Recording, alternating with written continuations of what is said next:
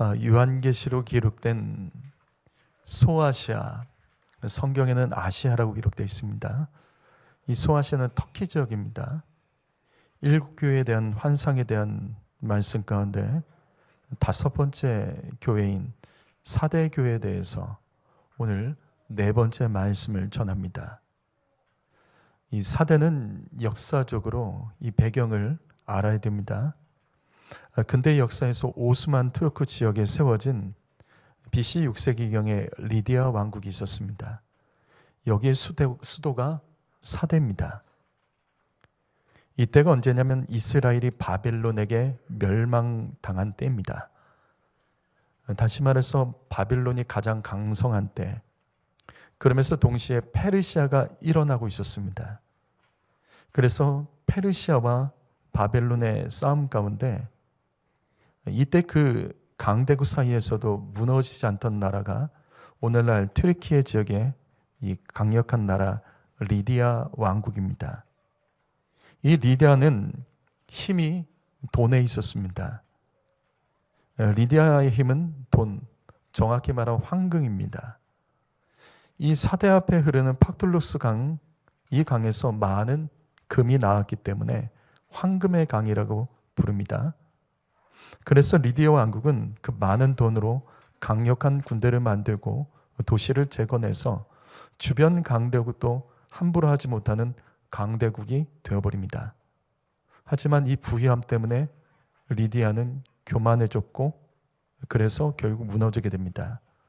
언제 무너지냐면 페르시아가 이 고레스 왕에 일어나서 이 페르시아 고레스 왕에게 이 나라가 멸망당합니다. 여기에는 역사적 이야기가 있습니다. 원래 고레스가 군대를 이끌고 사대를 정복하기 위해서 당도했지만 이 사대성이 성벽으로 둘러싸여 있고 이게 절벽 가운데 성벽으로 되어 있고 또 앞에 강이 흐르기 때문에 14일 동안 공격을 하지 못합니다. 그러다가 매복을 하면서 틈을 보고 있는데 마침 어느 날 밤에 사대를 지키는 군인 한 명이 이 졸다가 떨어진 투구가 있었습니다. 그것을 주려고 이 군인 한 명이 성벽에 내려오는 것을 보게 됩니다. 그리고 그를 조용히 따라가서 성벽에 오를 수 있는 이 통로를 발견하게 됩니다. 그래서 고레스 왕은 그 성벽에 올라가서 당시 성벽을 지키는 군사들, 근데 모두 다 졸고 있었습니다. 그래서 고레스는 너무나 쉽게 성문을 열고 단번에 이 사대를 정복하게 됩니다. 이렇게 해서 이 리디아 왕국이 무너지고 이후에 이 리디아 왕국은 헬라 제국과 로마 제국의 지배를 받고 살았지만 여전히 이 지역은 물질로 풍요롭기 때문에 굉장히 이 도시는 번성할 수 있었고 그러나 이것이 그 도시의 독입니다. 요한계시록 기록된 당시의 사대교회의 가장 큰 문제가 물질의 넉넉함입니다. 그래서 나태하여졌고 심령의 가난함을 뺏겨서 형식적인 신앙생활을 하다가 이 교회가 사라지게 됩니다. 오늘은 이 사대교회를 조금 더 깊이 볼 겁니다. 3장 1절 말씀 보면 우리 계속해서 봤죠. 사대는 칭찬이 없습니다. 사대교회는 다른 교회들과 달리 칭찬이 없이 바로 죽었다라는 선포와 함께 시작이 됩니다. 예수님은 이 사대교회에 대해서는 굉장히 단호하게 죽었다라는 무서운 책망을 하십니다. 그렇다면 사대교회는 무엇 때문에 죽은 교회일까? 그 내용이 안 나옵니다.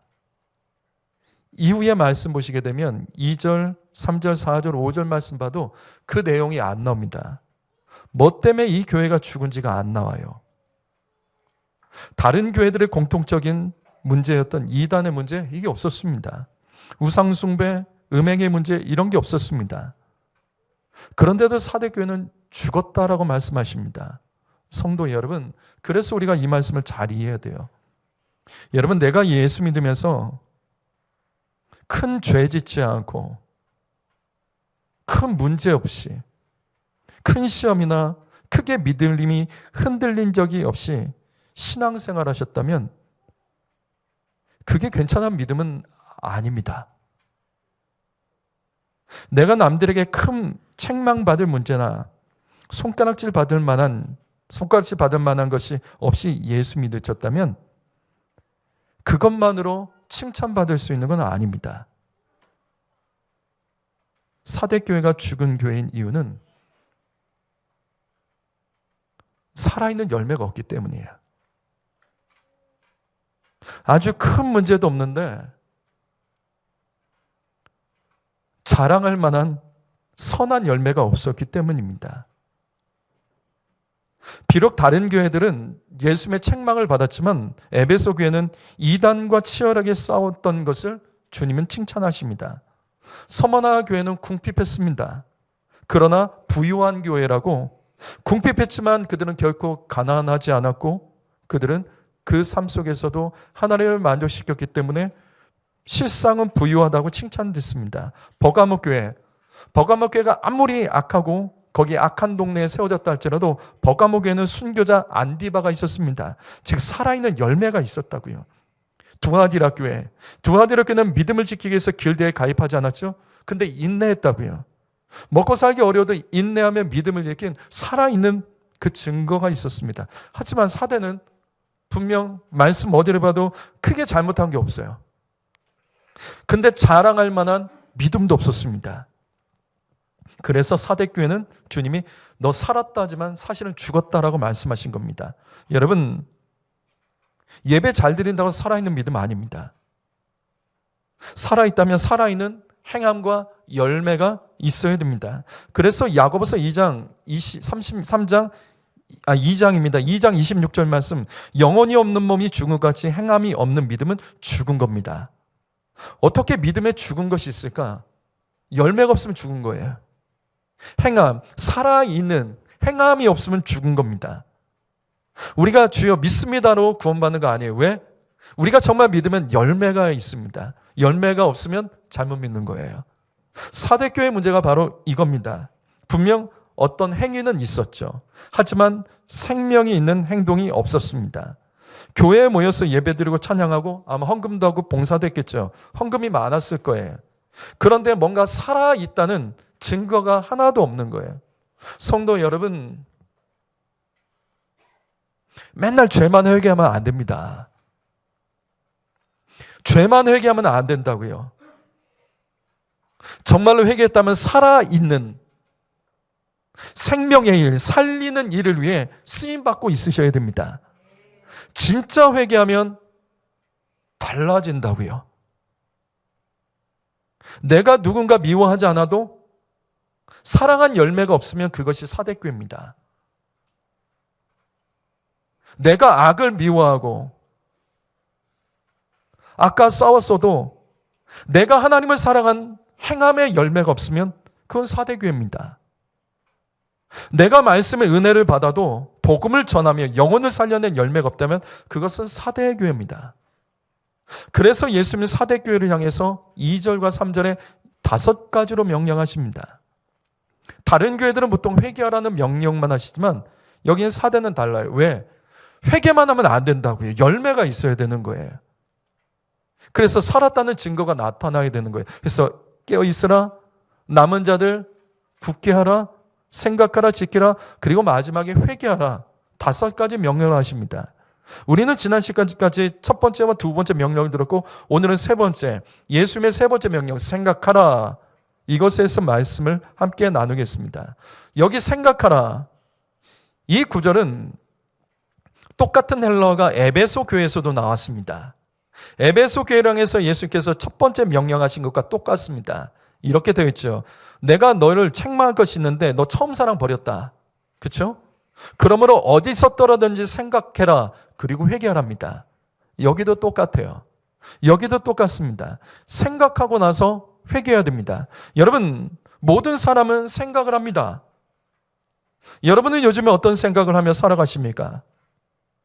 여러분이 지금 어떤 생각을 하면서 예배하고 찬양하고 말씀을 듣고 계십니까? 모든 사람은 생각한다고요. 그런데 이 생각에 대해서 우리가 정리를 해야 돼요. 어떻게? 로마서 8장 6절과 7절 말씀 보면 생각은 두 가지예요. 육신의 생각과 영의 생각 두 개가 있습니다.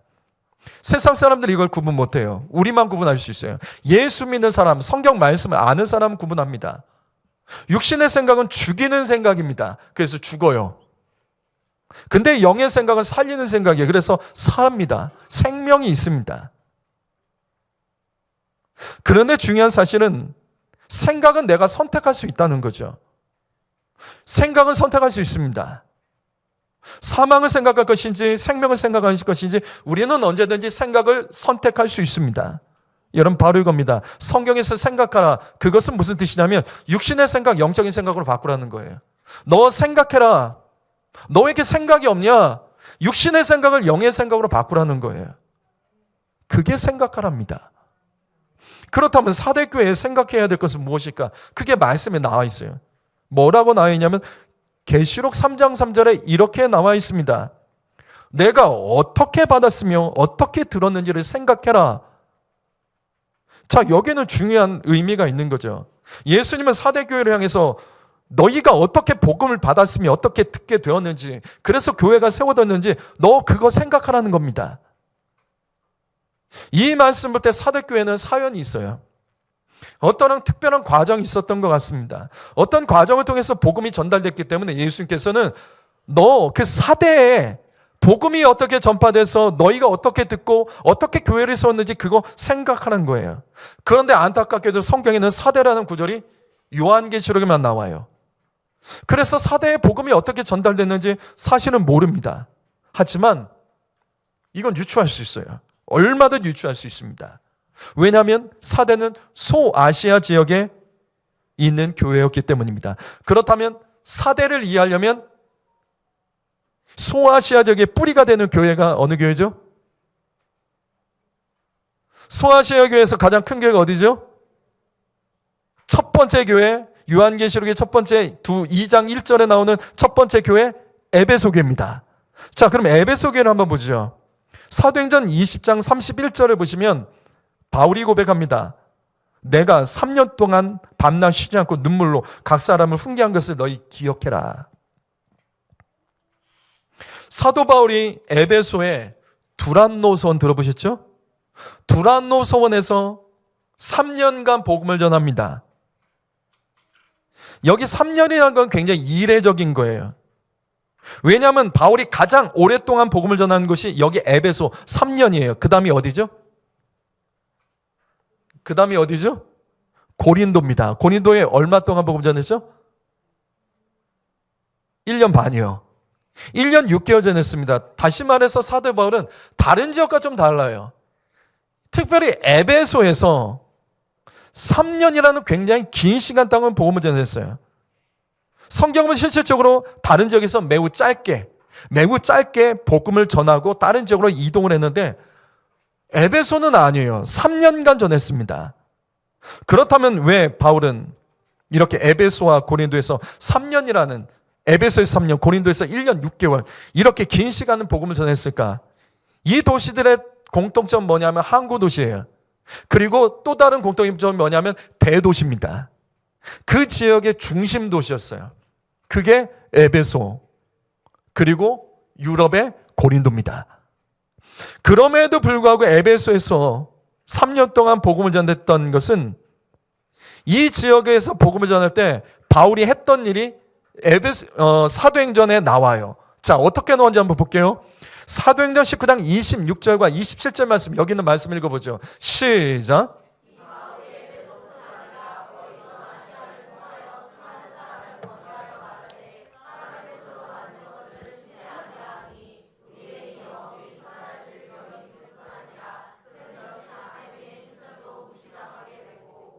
자, 이 말씀 배경 아십니까?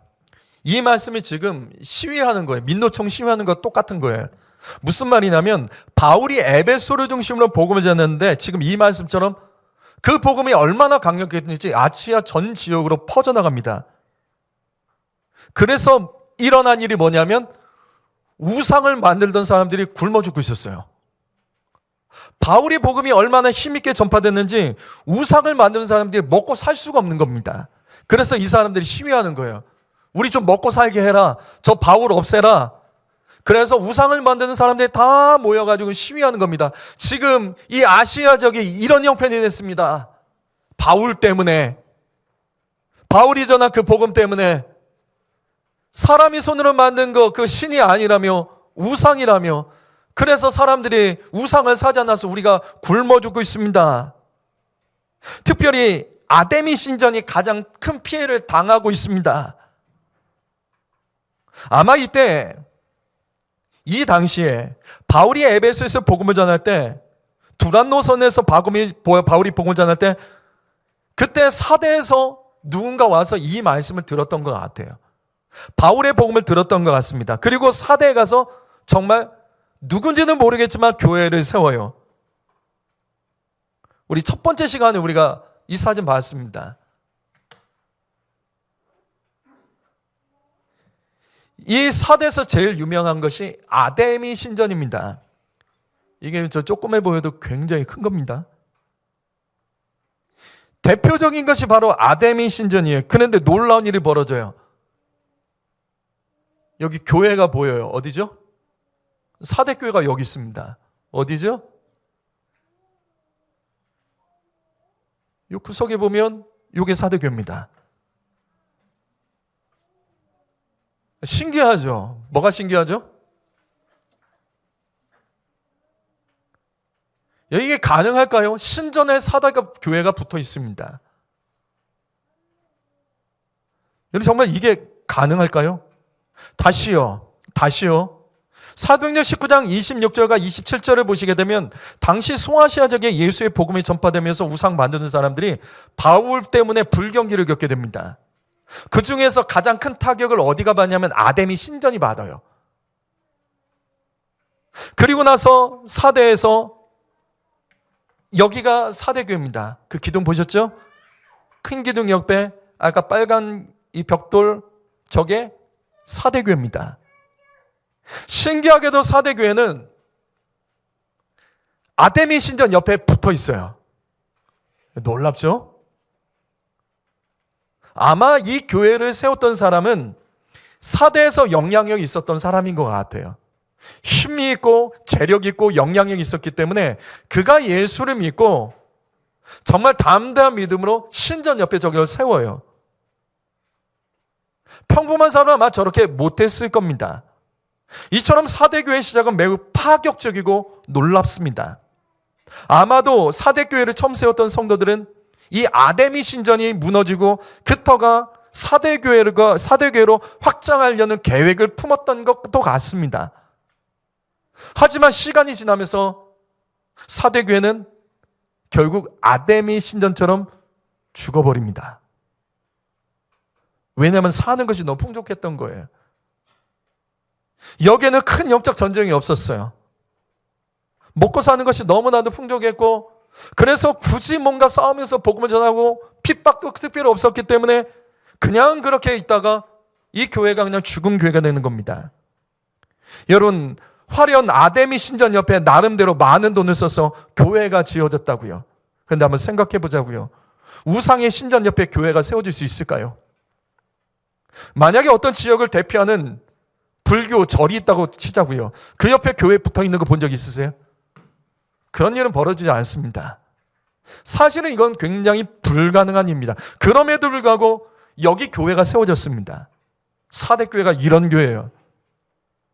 사대교회를 세운 성도가 어떤 합법적인 힘을 가지고 처음에 이렇게 믿음으로 세웠던 것 같습니다. 이후에는 아데미 신전이 어떤 위협도 되지 않았던 것 같아요. 그런데 어느 순간에 그것이 아데미 신전 역시 이 교회가 견제가 되지가 않았던 거예요.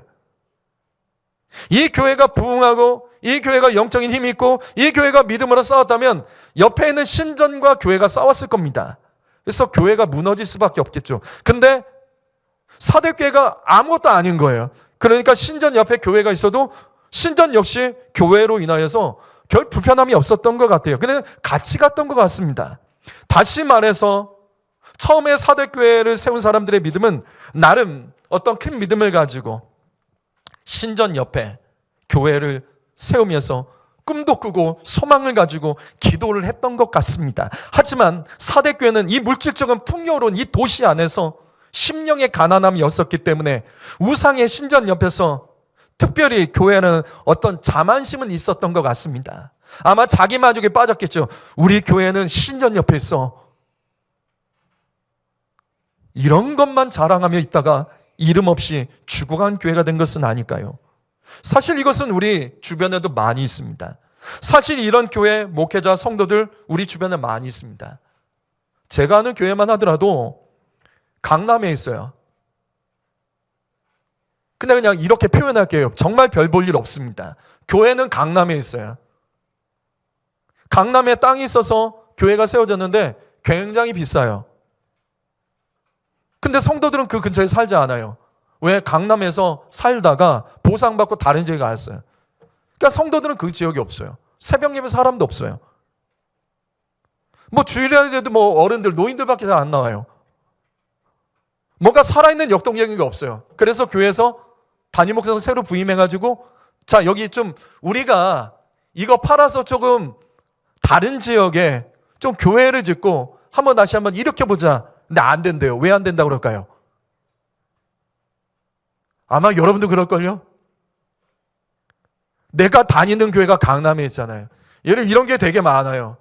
되게 많아요. 분당에도 그런 게 많아요.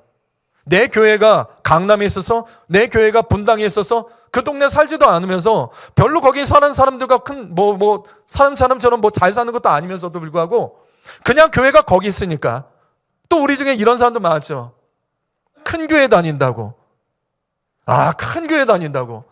자신의 믿음이 결코 크지는 않아요. 그 사람 믿음 보면 그렇게 좋은 믿음도 아니에요. 그런데 큰 교회를 자랑하며 그 교회 다닌다고 자랑하는 사람들이 있습니다. 똑같은 거예요. 교회의 위치, 교회의 자리, 교회 규모, 사대교회가 그거 자랑하면서 그 안에는 살아있는 적이 없는 거예요. 나름대로 모여서 예배는 드리고 나름대로 모여서 뭔가 종교적인 행위는 했지만 살아있는 역사, 살아있는 영향력, 그것은 없었던 교회. 그래서 예수님은 죽었다라고 말씀하신 겁니다. 다시요. 그래서 예수님께서는 너희가 어떻게 받았는지, 어떻게 들었는지 너희 생각해라. 예수님께서 친히 말씀하십니다. 너희 교회가 어떻게 세워졌는데, 야, 생각해봐라. 신전 옆에 교회가 있는 게 어떻게 가능합니까? 이 교회를 처음에 세웠을 때 나름대로 성도들은 꿈이 있었겠고 나름대로 목표가 있었고 소망이 있었고 기도했던 것이 있었겠죠. 그러나 저 신전 옆에 교회가 있으면서도 불구하고 신전에 아무 위협이 되지 않은, 그래 거기 너희는 예배하든지 말든지 알아서 해라. 아무 위협도 도전도 되지 않은 교회. 그래서 신전에서 신전 제사 드리고 여기서는 하나님 예배하고 예수님 예배하고, 그러나 그 예배를 통하여 아무 영향력도 없고 선한 영적 전쟁도 없는 이 사대교회. 그래서 예수님은 죽었다라고 말씀하신 겁니다. 성도 여러분, 그런데 이 말씀은 저와 여러분을 향하여 동일하게 말씀하시는 하나님의 음성을 우리는 들을 수 있어야 됩니다. 여러분은 언제 무슨 일로 진짜 예수를 만난 적이 있으십니까? 언제 무슨 일로요? 과거에 어떤 사건을 통해서 살아계신 하나님 체험하신 분 계세요? 어떤 고난 속에서, 죽을 위기 속에서, 어떤 특별한 가난 속에서, 문제 속에서 그때 주님 만나서 주님께 어떤 결단했던 성도님들 계십니까? 여러분은 최근에 더 구체적으로 내가 어떤 믿음으로, 어떤 사명으로 다시 결단하며 어떻게 예배하겠다며 어떻게 쓰임받겠다며 주께 결단한 것 있으십니까? 그렇다면 오늘 이 말씀은 똑같이요. 너희가 어떻게 받았으며 어떻게 들었는지 생각하십시오. 그때의 믿음 빼앗긴 것 없으십니까? 그때의 믿음 빼앗긴 것 없으십니까? 내가 주님 그 위기 속에서, 어려움 속에서 내가 하나님, 나 살려주신 하나님, 구원하신 하나님, 도와주신 하나님, 내가 이제 이렇게 살아가겠습니다. 과거의 어느 지점을 생각하시며 그때 믿음, 그때의 고백들 여러분 다시 생각하시며 그 믿음, 그 고백으로 다시 정렬하지 않으면 우리도 지금 이 자리에 있지만 나름대로 나는 살아있다 생각하지만 사실은 열매 없이 끝난 죽은 자로서 사대교회가처럼 끝나버릴 수도 있음을 우리는 놓치지 말아야 됩니다. 빌립보서 4장 7절 말씀 읽어봅니다. 빌립보서 4장 7절 말씀 있습니다. 시작.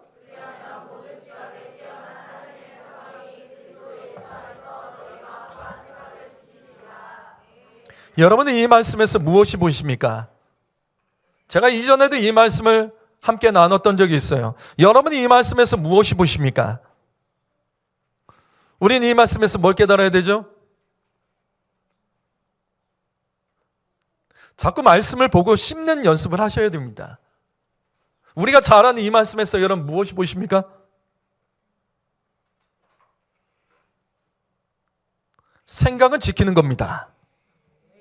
우리는 믿음만 지키려고 해요. 아니에요. 생각도 지켜야 됩니다. 생각을 지킨다는 것은 뭐냐면 다른 생각으로부터 내가 해야 될 생각을 지켜내셔야 되는 거예요. 믿음만 지키는 게 아니에요. 생각도 지킬 줄 알아야 돼요. 생각난다고 다 생각하면 안 되는 거예요. 하지 말아야 될 생각, 그러나 꼭 해야 될 생각은 지켜내셔야 되는 거예요. 그것이 바로 오늘 말씀이었어요. 그때 하나님의 평강 안에서 내 생각을 지키셔야 됩니다. 평강이 하나님께서 나와 내 가정이 샬롬하도록 주신 말씀 무엇입니까? 여러분 그거 생각하셔야 됩니다. 또 평강이 하나님께서 나의 삶에 어떤 문제, 어떤 사건을 통해서 또 어떤 고난의 순간들이 있었죠. 그때 나를 만나주시고 그때 나에게 부탁하신 일들이 있을 겁니다. 그때로 돌아가서 그때를 생각하셔야 됩니다. 또 하나님께서 요즘 어떤 일을 통해서 나에게 주님 주신 사인이 있으실 거예요. 어떤 무언가를 통해서 주님께서 사인을 주신 것이 있을 거예요. 또 깨닫게 해주신 것이 있습니다. 여러분 그거 자꾸 생각하셔야 돼요. 다른 생각 때문에 그거 놓치시면 안 돼요. 생각은 선택하고 지키셔야 됩니다. 사대교회가 이걸 못한 거예요. 사대교회가 다시 생각해야 될 것이 바로 그겁니다. 우리가 어떻게 복음을 받았지? 우리가 어떻게 이런 교회를 세웠지? 아니 세상에 이런 교회가 어디 있어요? 신전에 붙어있는 교회가 어디 있냐고요. 아담이 신전 옆에서 세워진 교회, 분명히 거룩한 목적이 있었을 거예요. 거룩한 결단과 헌신이 있었을 거예요. 근데 왜 죽었냐고요. 그때 생각을 하지 않은 거예요. 날마다 하루하루 살아가면서 되어진 일들, 먹고 사는 일들, 그거 생각하다가 하나님께서 살아있는 믿음으로 살리는 일이라고 주신 이 세워진 이 교회를 그냥 종교 행위 장소로 세워서 난 자존심 상할 것 같아요. 진짜 자존심 상할 것 같아요. 신전 옆에 교회가 세워졌으면 신전에서 난리를 쳐야 되는 건 아닙니까? 야 너희 때문에 우리 먹고 살기 힘들다. 바울같이 그렇게 난동이라도 부려야 되는 거 아니에요. 근데 괜찮대요. 같이 있는 거예요. 아무 위협이 되지 않아요. 다시요. 사도행전 19장 26절에서 27절 말씀, 예레미야 29장 11절 말씀, 자 읽어보시죠. 시작.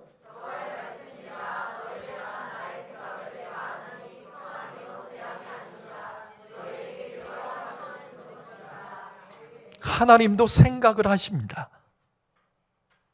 하나님의 생각은 어떻게 하면 저것들 멸망시킬까 그런 게 아니죠. 어떻게 하면 저 죄지는 꼴보기 싫은 인간들을 어떻게 하면 지옥에 던질까? 하나님은 그런 생각하지 않으세요. 그래서 우리가 현재 있는 거예요. 하나님의 생각은 재앙이 아닙니다. 평안, 그리고 희망과 미래입니다. 성도의 이것이 하나님의 생각이에요. 분명 성경을 보면 우리가 지금 새벽기도 때 민수기 화요일부터 보고 있죠. 민수기 보면 하나님께서 막 죽이려고 그래요. 이것들 너무 막 나가는 거야. 출애굽한 이스라엘 백성들을 죽이려고 해요. 근데 모세가 엎드리면 하나님께서 그래 참자 하시면서 심판을 미루십니다. 하나님은 언제나 이 생각을 가지고 계세요. 어떻게 하면 저와 여러분을 살릴까? 좋게 할까? 다시요, 성도 여러분, 생각을 지키셔야 돼요.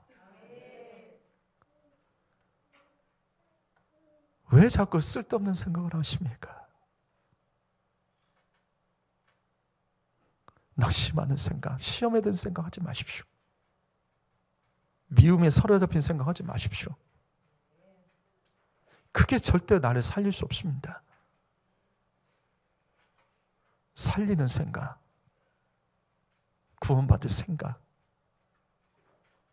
내가 살아있음을 나타낼 생각만 하시고 그 생각을 기도로 받고 살아가셔야 되는 겁니다. 여러분은 요즘에 어떤 생각을 하고 계십니까? 그 생각한 거 일일이 말로 다 하지 마세요. 굳이 안 해도 될 생각, 굳이 안 해도 될 말 하지 마세요. 나중에 창피하잖아요. 나중에 후회되잖아요. 마태복음 26장 75절 말씀 읽어보죠. 읽어봅니다. 시작.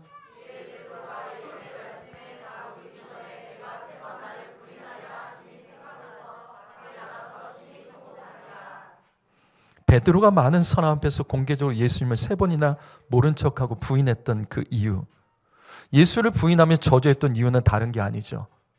앞에서 말씀드렸잖아요. 생각을 지키지 못했습니다. 어떤 생각? 너 조심해. 너 교만하지 마. 자만하지 마. 너 닭 울기 전에 3번 나를 부인할 거야. 베드로가 이 생각만 지키고 있었어도 그는 예수님을 부인하거나 저주하는 일이 없었을 겁니다. 근데 닭이 울고 나서 그제서야 예수님 나에게 그런 말씀하셨지. 그제 생각나서 심히 통곡을 하는 겁니다. 성도 여러분, 생각만 바로 지켜도 믿음이 흔들리거나 시험에 들지 않습니다. 주님께서 나의 믿음이 흔들리지 않도록 꼭 당부하셨던 말씀은 여러분에게 무엇입니까? 나의 믿음이 잘못되지 않도록, 흔들리지 않도록 하나님께서 누군가를 통해서 나에게 당부했던 그 말씀, 그 말들은 여러분에게 무엇입니까? 나의 믿음을 깨우는 과거의 힘든 일들, 영적인 체험들. 그래, 맞아, 그때 그런 일이 있었지. 맞아, 그때 그런 일이 있었지. 맞아, 그때 나는 이런 생각을 했었어. 여러분에게 그것은 무엇입니까? 나를 긴장하게 만들고, 내가 또 이러면 안 되지. 내가 여전히 그랬다가 이런 일 당했는데 내가 또 그러면 안 되지. 하나님 앞에 엎드리게 만들고 두렵게 만드는 여러분 삶의 그 기억과 생각들은 무엇입니까? 그거 생각하셔야 된다고요. 다른 생각보다 이 생각으로 나를 지키지 않으시면 믿음을 지키는 것이 어렵습니다. 나도 베드로가 될 수 있고요. 나도 악한 자가 될 수 있고, 나도 가룟 유다가 될 수 있고, 나도 아나니아 삽비라 될 수 있는 겁니다. 그러나 생각만 똑바로 지켜도 우리는 이 땅에서 승리할 수 있고 구원받을 수 있습니다. 고린도전서 13장 5절 말씀, 사랑은 물에 행치 아니하며 자기의 유익을 구하지 아니하며 성내지 아니하며 악한 것을 생각하지 아니하며. 사랑은 악한 것을 생각하지 않습니다. 사랑은 좋은 것만 생각하는 거예요. 생각이 건강하지 못한 사람은 절대 사랑 못합니다. 대화해보면 알아요. 생각이 건강하지 못한 사람이 있어요. 이 사람들은 믿음 못 지켜요. 믿음 생활하는데 이 사람들은 계속해서 넘어져요. 이 사람들 계속해서 시험에 들어요. 감사가 안 된다고요. 왜? 생각을 지키지 못하는 사람은 하나님 사랑할 수 없습니다. 내 생각을 지키지 못하는 사람은 다른 사람을 사랑할 수 없습니다. 이게 성경 말씀이라고요. 바로 이겁니다. 그리스도인은 하나님을 사랑하고 이웃을 사랑하는 사람입니다. 그렇게 하려면 생각을 지킬 줄 알아야 돼요. 내가 하나님을 더 사랑하지 못하고 내가 누군가를 더 사랑하지 못한다면 거기는 분명 지금 이 말씀 악한 생각이 있을 거예요. 사랑하지 못하면 악한 생각이 있는 겁니다. 여러분, 우리 생각을 지키죠. 이거는 내가 당장 할 수 있는 일이에요. 하지 말아야 될 생각은 하지 마세요. 굳이 그거를 또 끄집어내서 생각하고 벌어지지도 않은 일을 가지고 또 생각하고 상처받은 것만 계속 생각하고 감사하지 못할 것만 생각하며 살면 안 됩니다. 이것을 오해는 하지 마세요. 긍정적으로 살라는 말은 아니에요.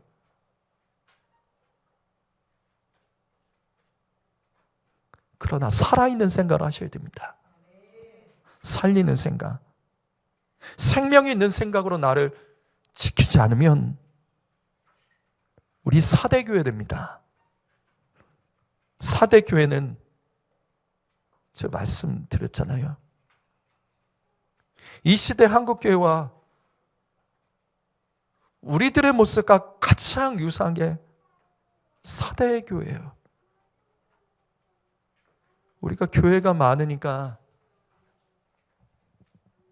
간절함을 어느새 잃어버린 것 없으십니까?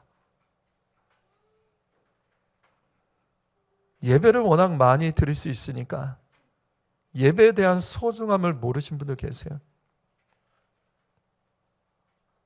성도 여러분, 하나님께서 우리에게 주신 것은 단순히 축복이 아닙니다. 여러분, 거기에 사명이 있는 겁니다. 이 예배하는 힘으로 이 땅에 예배하지 않는 자들을 구원하고 이 땅에 예배할 수 없는 땅에서 복음 전하는 자들을 우리가 중보하며 사명 감당을 주신 기회지, 그냥 내가 이 안에서 은혜 받고 못 받고에 신경 쓰지 마세요. 내 마음이 좀 좋으면 은혜 받습니다. 마음밭이 건강하면 은혜는 알아서 다 받아요. 모든 문제는 나에게 있는 겁니다. 생각을 잘 정리하세요. 우리 생각이 건강해야 됩니다. 부모 여러분, 여러분의 자녀들이 어떻게 자랐으면 좋겠습니까? 생각이 건강하게 자라길 원하잖아요. 왜 이렇게 너 생각은 삐뚤어졌냐? 대화를 하면 부정적인 애들이 있어요. 그거 싫잖아요. 하나님도 똑같습니다. 말씀을 듣고 딴 말을 하는 자녀들이 있습니다. 너는 왜 기껏 예배 드리고 그런 말 하냐? 부모들이 똑같지 않습니까? 성도 여러분, 다시요. 사대교회의 문제는 분명 생각의 문제가 있습니다.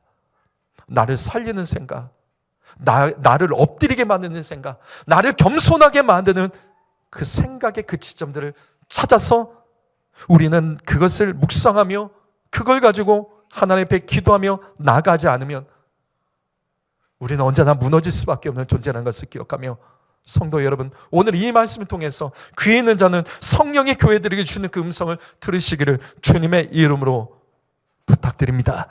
기도하겠습니다.